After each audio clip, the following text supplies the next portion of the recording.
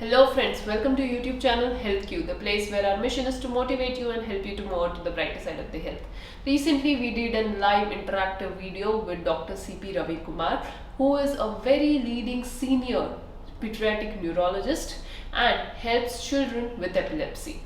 Epilepsy has been one of the very big hurdle when it comes to helping children recover or come back to their normal lifestyle. But this epileptic attacks sometimes just goes unnoticed, sometimes are very severe and sometimes are very mild. And depending on the severity, the child's ability to function also gets affected.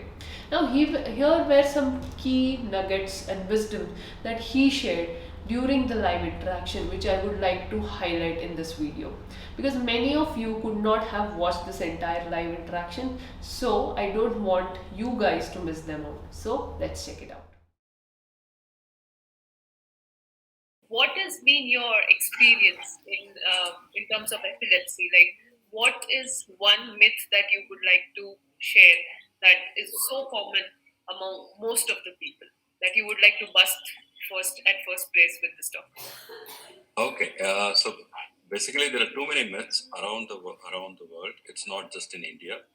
One of the commonest thing is this happens on a particular time of the month. For example, full moon or Amavasya. They call in the local languages they call it full moon or no or half moon. That is something to related to the lunar cycle. There's a lot of myth around it, and many times parents do say it is very difficult to prove or disprove, but still NIMANS, which is one of our previous institute, has looked into it, and they have also tried to prove that there is no correlation because we have 30 days, and in the lunar cycle it's only for 28 days. So you have 2 days in the month where it's full moon or no. So it's very difficult to say it is happening with this particular cycle. So that brings me to the educational side. And if somebody who is a very layman don't understand what is epilepsy, and if you want to explain to them, how you will explain it? See, what I would say is epilepsy is a neurological problem, basically something to do with the nervous system. In a simple English, if I have to tell for a layman, it's like your mobile phone. You buy the latest mobile phone, maybe pay the highest, maybe now the Apple phones cost around 1 lakh. Even if you bring on day one, it can hang up. But doesn't mean the phone is gone or nothing can be done and you do not throw it away. See, you just reset. The brain also has a similar function or similar technical problem. So all electrical activity in our brain happens through electrical connections or the nervous system. For example, now whatever questions you're asking me, I'm listening to it, understanding, then I'm framing an answer and I'm speaking. And then whatever I'm speaking, I'm listening. I can hear myself. It is a kind of loop where I understand what I'm telling this what I wanted to say. So the whole system is working as a cycle and it is a constant feedback system. Sometimes this electric current, or you can say this electric signal hangs up. It's just like your phone hangs up. It's as simple as that. That is what I would say is simply a seizure. But why it happens, there are sometimes we have reasons. Sometimes we cannot find reasons. So that is a different issue. But the simple mechanism of epilepsy or seizure is, you can say like phone hanging. Yeah. Sometimes we don't know the cause behind it. But if you have to say that, okay, if there are certain conditions where the epilepsy is more prevalent or more common, what would be those conditions? Okay, if you look, let me start from the beginning, from the time of birth or even before birth. Sometimes when we are married in certain like close relationships, you can have children who are born with a genetic problem. These children can have epilepsy. Secondly, when the baby is in the womb, if there is any developmental anomaly, means the baby is developing but something goes wrong in the development, and particularly if it affects the brain, it can also cause seizures. That is before in the womb. And during delivery, sometimes things do not go well as we wish. Say a problem with the labor, baby born but did not cry, baby required a lot of help, like what we call hypoxic ischemic encephalopathy. So baby did not get enough oxygen into him or her, and it did not help the brain. So brain took a hit. So that is another common condition, especially in India.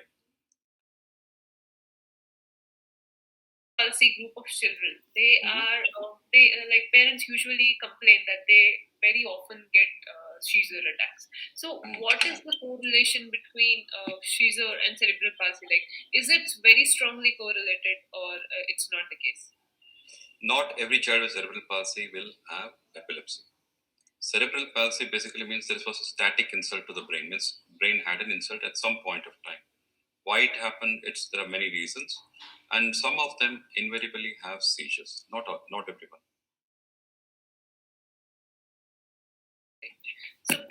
But what could be the mechanism? As you said, like child's brain is not developed.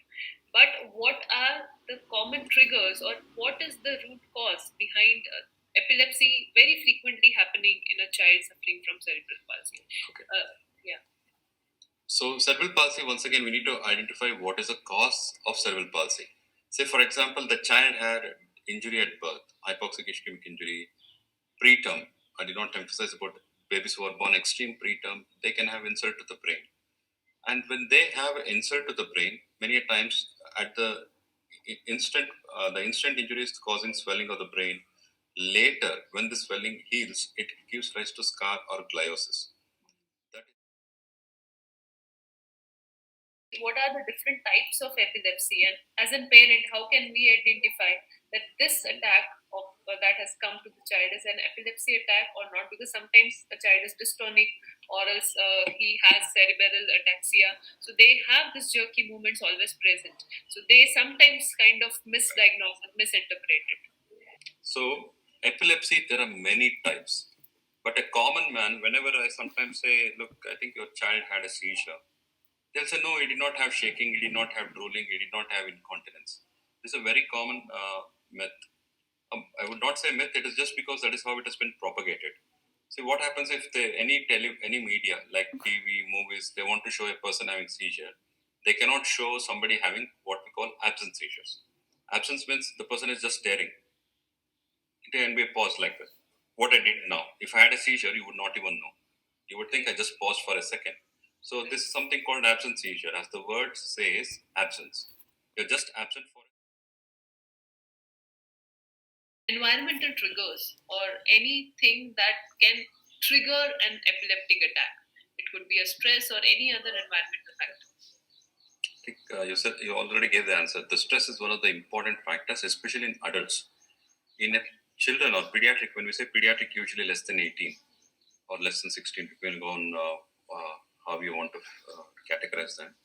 Stress is very unlikely in that age group. The commonest stress is usually more in teenagers when they have a lot of pressure from the family to study or pressure from the school to perform. So those are the common. Are there any food that can also trigger epileptic attack? There is no relation between food and seizure. Can epilepsy be stopped with the help of medicines, and what should be the have to continue this medicine? Okay.